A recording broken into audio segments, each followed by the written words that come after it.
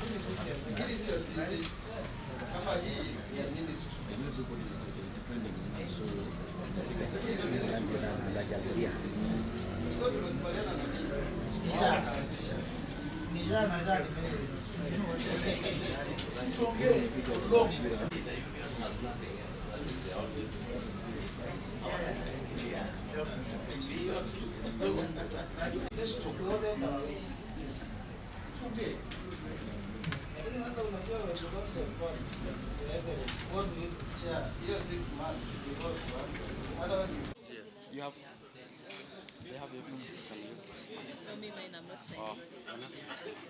Okay.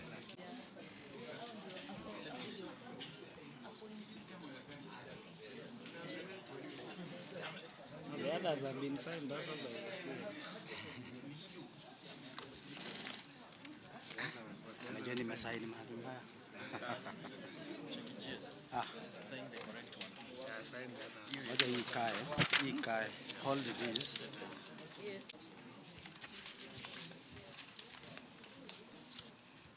We need a copy because sign another place.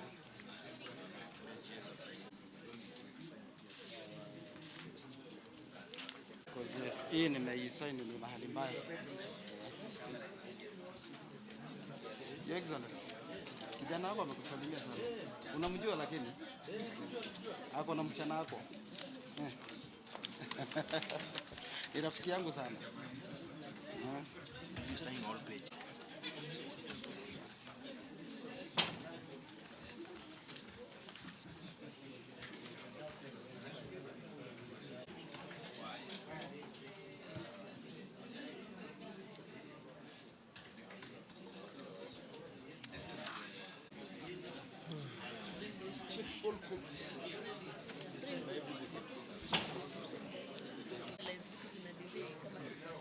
But you'll have to bring us together. Imewekwa level 4, but most youths do it at level 3. So for those with their own facilities, now they cannot do, because it's considered a minor. Because we have sent this and you should be empaneled. Yeah. Then now we need to. We come and sit down. Okay. Hatuwezi acha gap already ziko. Siwezi kuamini kama hujasaini. I cannot believe you.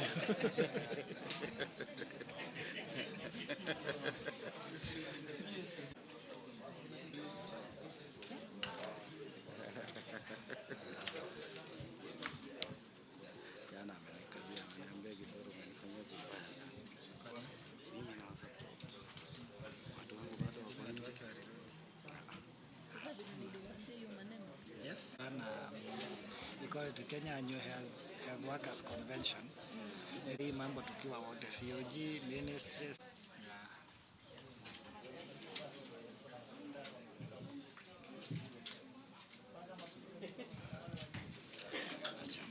Chama. Sasa huko kwako iko kitu yangu na kwamba nilipitisha mwezi wa 5 last year. Kuna time nilikuwa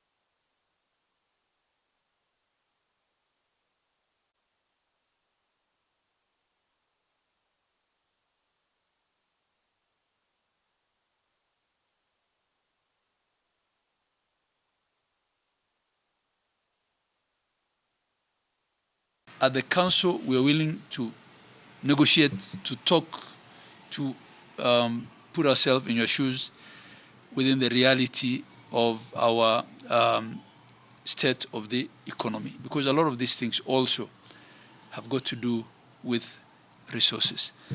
I'm not saying this only for the team that's here, but just for all healthcare workers out there. We value you, we respect you, we need you, you're indispensable.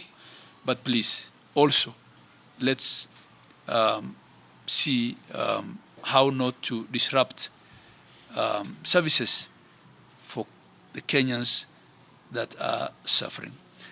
My ministry remains open to ensuring that the needs of both healthcare workers and the public are met and or addressed in a timely manner.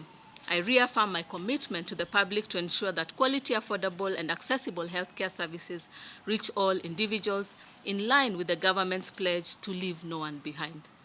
The government remains committed to addressing the key concerns raised by our clinical officers while ensuring that the healthcare needs of all Kenyans are met without disruption.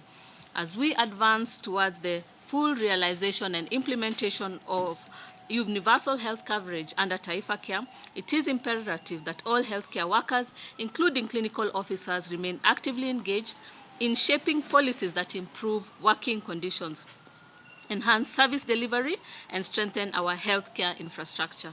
Constructive engagement and collaboration remain the best way to approach our resolve to address challenges we face currently and achieve sustainable solutions in the health sector.